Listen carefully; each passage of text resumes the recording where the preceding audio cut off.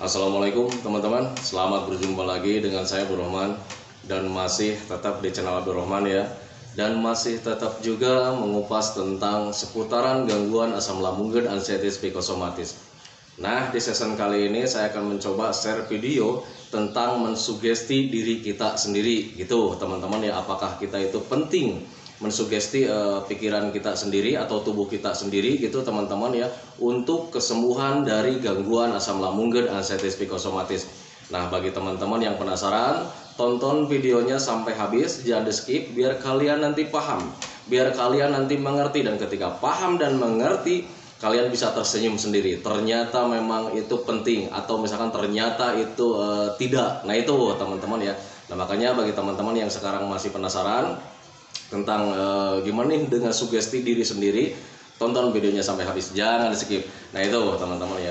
Nah kemudian bagi teman-teman yang baru bergabung, kalau seandainya kalian mau bertanya tentang seputaran gangguan asam lambung dan anxieties psikosomatis, seperti biasa ya, alangkah baiknya kalian tonton dulu video-video saya sebelumnya, karena untuk seputaran gangguan asam lambung dan anxieties psikosomatis semuanya sudah saya share ya. Dari mulai cerita saya yang terkena gangguan asam lambung dan anxieties psikosomatis, kemudian merasakan 1001 macam sensasi yang sangat tidak nyaman, itu sudah saya share. Kemudian bagaimana cara menangani setiap sensasi yang hadir, itu juga sudah saya share.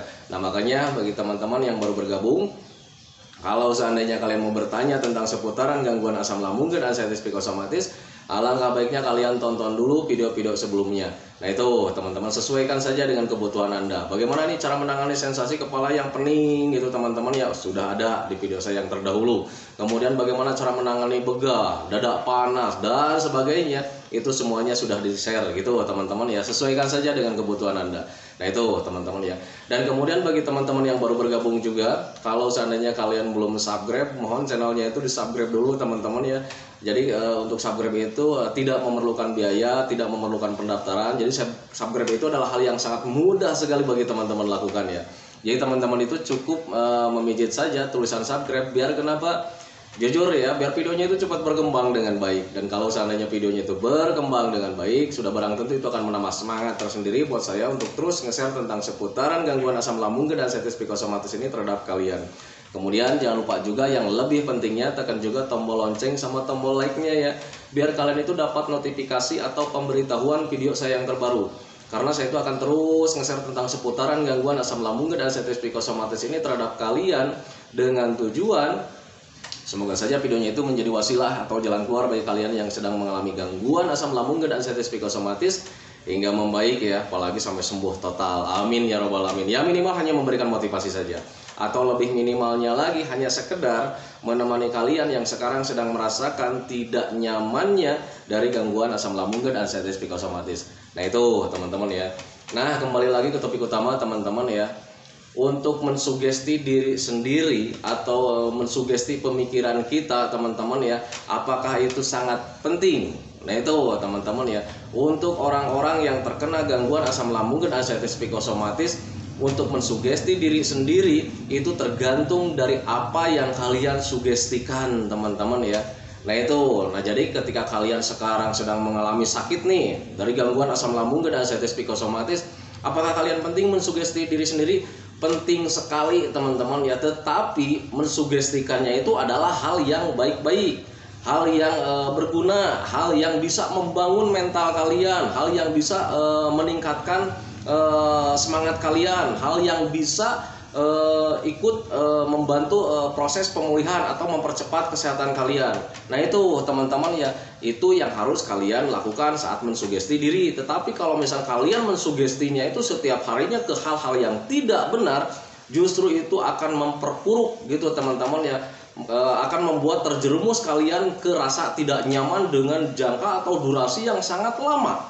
Nah itu teman-teman, karena apa? Karena setiap harinya mensugestinya itu dengan hal-hal yang tidak benar, selalu merasa tidak sehat, selalu merasa tidak normal. Dan ketika kalian selalu berpikir seperti itu, tubuh kalian itu akan merespon dengan sendirinya. Kembali lagi itu ke yang namanya psikosomatis. Apa yang kita pikirkan, tubuh kita itu merespon dengan sendirinya. Kita mensugesti diri ini, mensugesti pemikiran ini, kita tidak sehat, kita tidak nyaman, kita selalu mengeluh, kita merasa menderita, dan tubuh itu akan merespon dengan sendirinya. Tanpa disadari, rasa tidak nyaman itu pasti hadir. Rasa takut, rasa cemas, rasa gelisah, was-was, dan sebagainya itu hadir teman-teman. Karena pemikiran kita itu selalu mensugesti diri kita sendiri itu dengan rasa tidak nyaman. Kita selalu merasa tidak enak, selalu merasa rasakan tentang hal-hal yang tidak nyaman. Walaupun rasa tidak nyamannya itu cuma sedikit, karena pemikirannya selalu mensugesti ke hal-hal yang tidak benar, akhirnya tubuh kita itu merespon dengan sendirinya dan kita merasa tidak nyaman. Itu sepengalaman saya. Nah itu teman-teman ya. Nah berbeda ketika pikiran atau misalkan perasaan kita itu mensugesti ke hal-hal yang baik teman-teman ya. Saya sehat, karena memang sehat sih sebetulnya ya gitu. Saya sehat, saya kuat, saya semangat, saya bisa.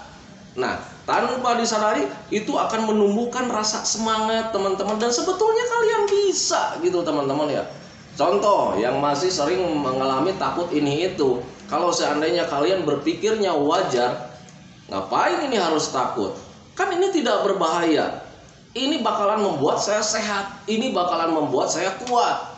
Nah itu teman-teman ya, tanpa disadari mental kalian menjadi tumbuh lagi, dan kemudian kalian melakukan hal yang tadinya ditakutkan gitu teman-teman ya, dan tanpa disadari kalian akan normal sendiri, kalian akan sehat karena kalian itu sehat sebetulnya. Pada intinya kalian sehat teman-teman ya. Pak, kalau misalkan saya dikatakan sehat, kenapa ini badan saya terasa tidak nyaman? Itu karena lebih dominan dari pemikiran kalian. Kalian setiap harinya terlalu mensugesti diri kalian itu menjadi tidak nyaman, tidak nyaman, tidak nyaman, dan akhirnya ada rasa tidak nyaman yang selalu hadir di dalam tubuh kalian. Nah itu teman-teman, itu yang saya rasakan. Makanya ketika kalian bertanya, Pak, apakah mensugesti diri sendiri itu sangat penting? Tergantung daripada apa yang kalian sugestikan teman-teman ya. Kalau misalnya kalian sekarang sedang merasa sakit, merasa tidak mampu, merasa tidak nyaman, sugestilah hal yang baik-baik gitu teman-teman ya. Saya nyaman walaupun misalkan sedang merasakan tidak nyaman, tetapi kalau misalkan kalian sugesti terus seperti itu, kalian biasakan mensugesti diri itu menjadi nyaman, nyaman, nyaman, dan lambat laun rasa nyaman itu akan hadir teman-teman ya. Karena apa? Karena apa yang kita pikirkan, apa yang kita sugestikan, tubuh kita merespon dengan sendirinya.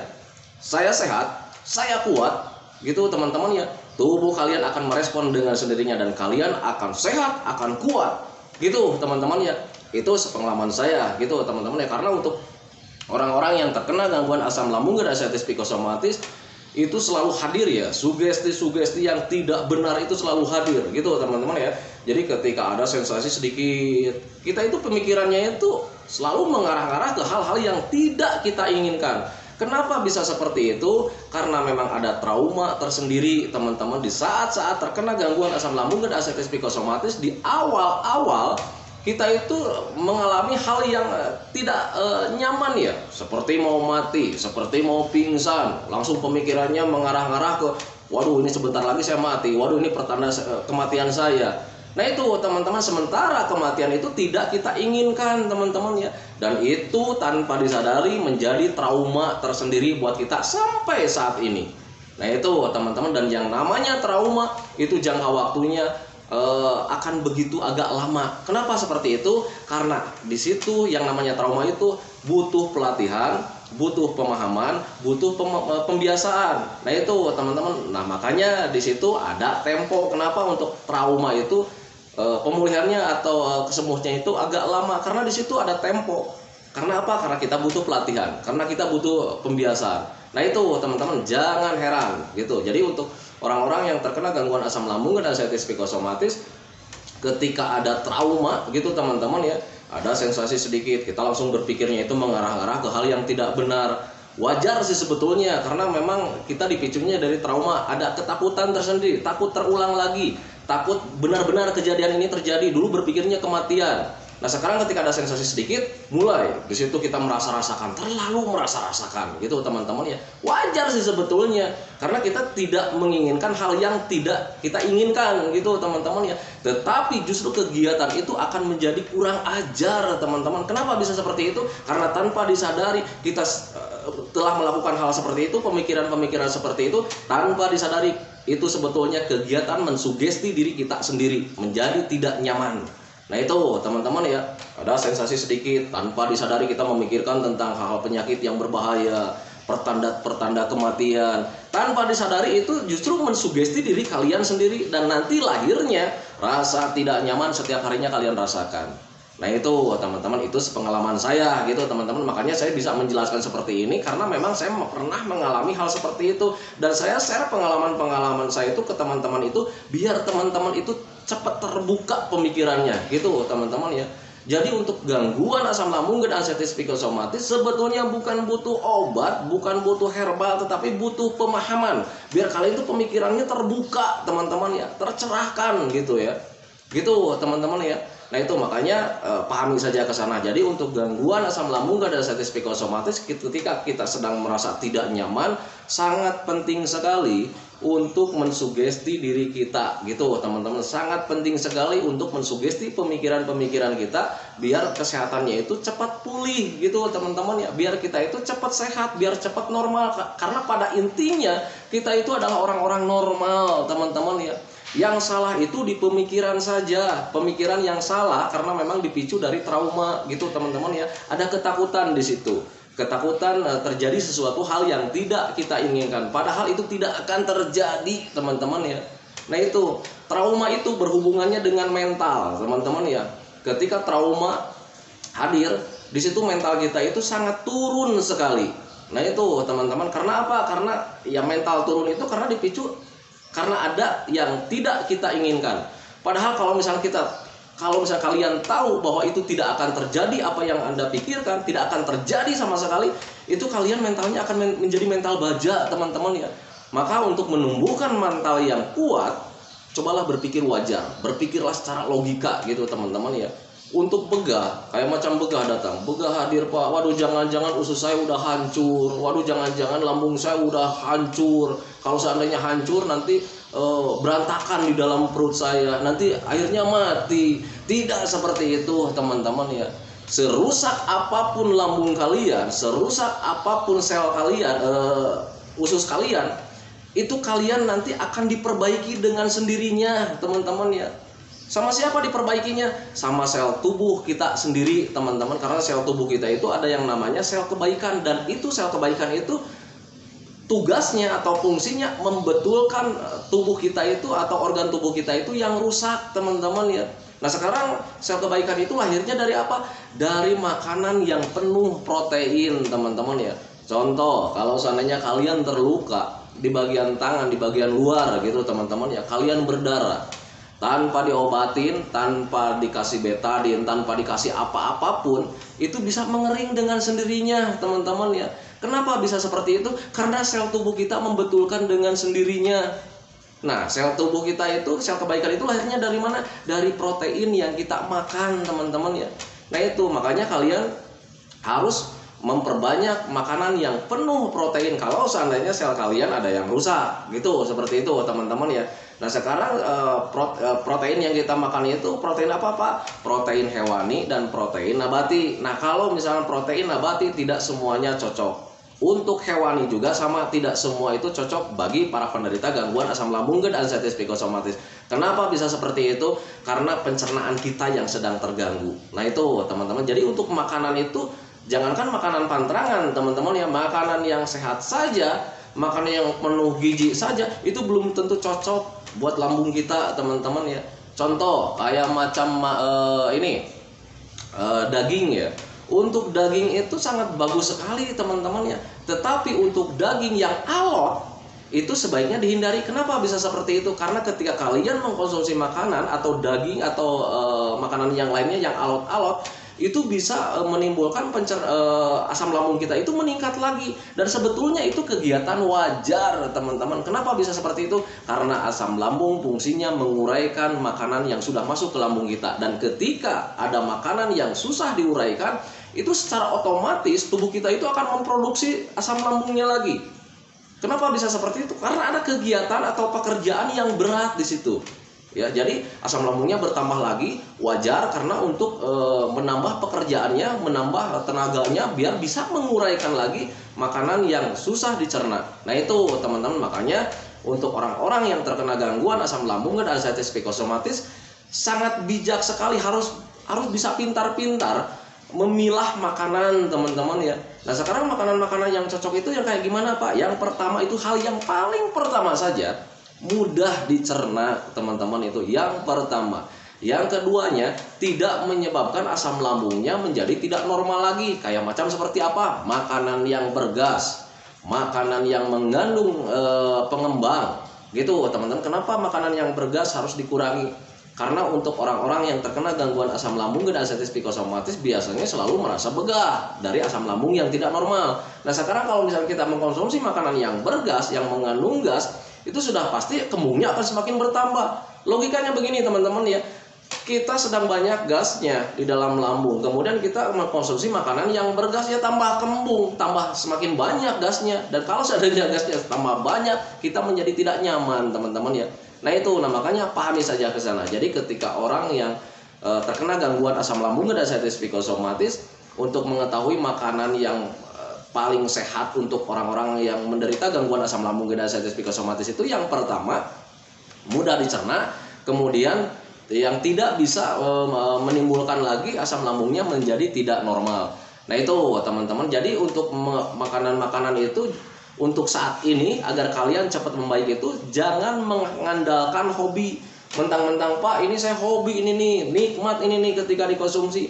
Jangan melihat ke sana teman-teman ya. Lihatnya itu kebutuhan tubuh kita. Apakah makanan yang kita hobi itu ataukah makanan yang kita senangi itu apakah baik buat pencernaan kita? Kalau seandainya tidak baik, sebaiknya hindari saja teman-teman ya.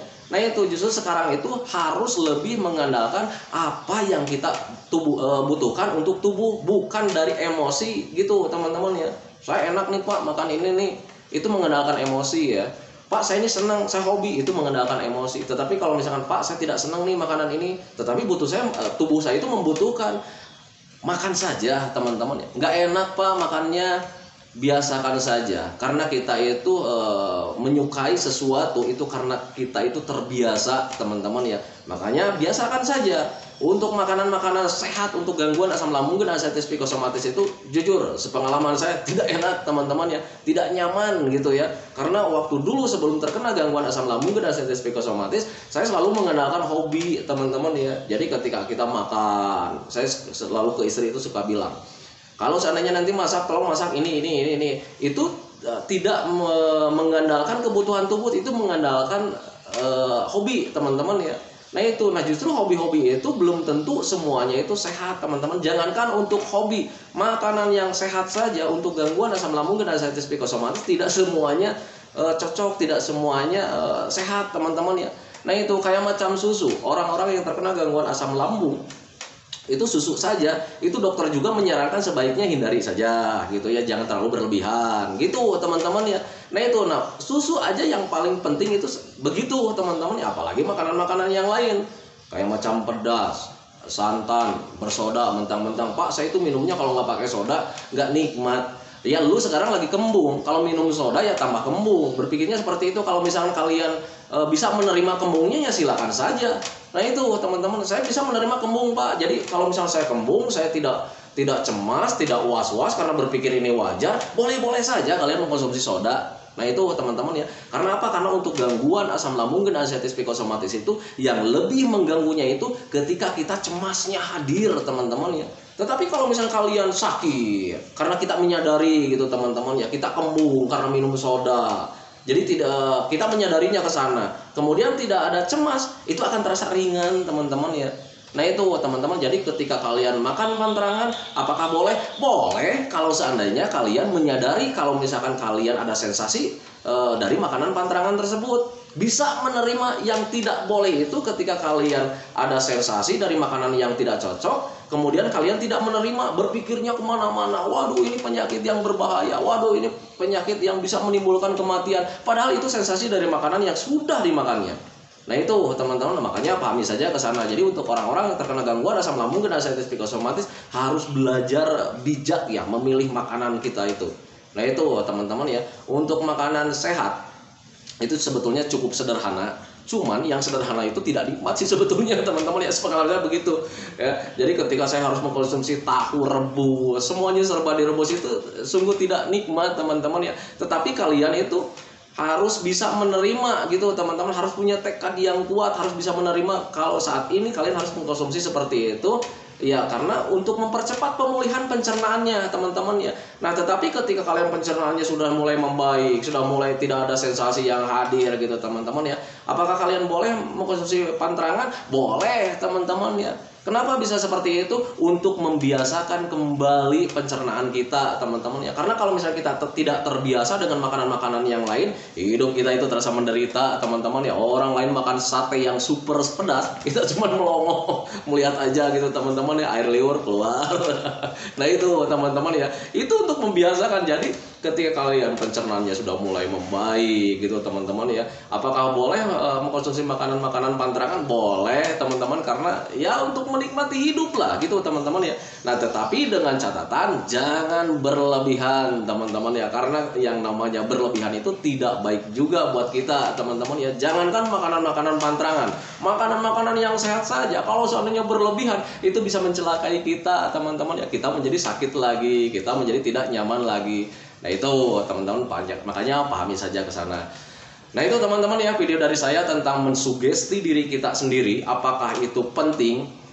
Saya katakan tergantung daripada apa yang kita sugestikannya setiap hari. Kalau seandainya mensugesti kita itu hal-hal yang baik, itu justru bagus karena bisa membangun kesehatan kita, membangun semangat lagi, membangun mental kita lagi menjadi mental baja. Karena yang lebih dominan untuk orang-orang yang terkena gangguan asam lambung dan anxiety psikosomatis, yang terkenanya itu di mental ya. Nah itu apa-apa serba mikir, serba ditakutkan. Nah itu teman-teman ya. Nah kalau seandainya kalian bertanya mensugesti diri sendiri itu apakah bagus? Saya katakan tidak bagus kalau seandainya kalian itu mensugestinya ke hal-hal yang tidak baik. Kalian merasakan ada sensasi sedikit, kalian berpikirnya yang aneh-aneh, berpikirnya hal-hal yang tidak diinginkan, dan akhirnya tanpa disadari itu rasa tidak nyaman itu hadir. Jadi bijaklah memilih gitu teman-teman. Tip dari saya, kalau seandainya kalian sudah mengetahui sudah mengetahui mensugesti itu yang baik itu yang kayak gimana, lakukan dari mulai sekarang. Jangan dinanti-nanti ketika orang bertanya sehat, sehat pak, sehat bu, sehat bang. Itu cara mensugestinya, biar nanti tubuh kalian itu merespon dengan sendirinya. Kita berbohong sama orang lain di saat ini itu memang hal yang sangat penting ya, untuk mensugesti diri sendiri kita juga gitu teman-teman ya. Orang lain bertanya walaupun ada rasa tidak nyaman, sehat bu sekarang, sehat gitu ya, itu berbohong sih sebetulnya, tetapi nggak apa-apa, itu untuk kebaikan ya. Jadi untuk mensugesti diri kita sendiri agar menjadi lebih baik gitu teman-teman, agar lebih sehat gitu teman-teman ya.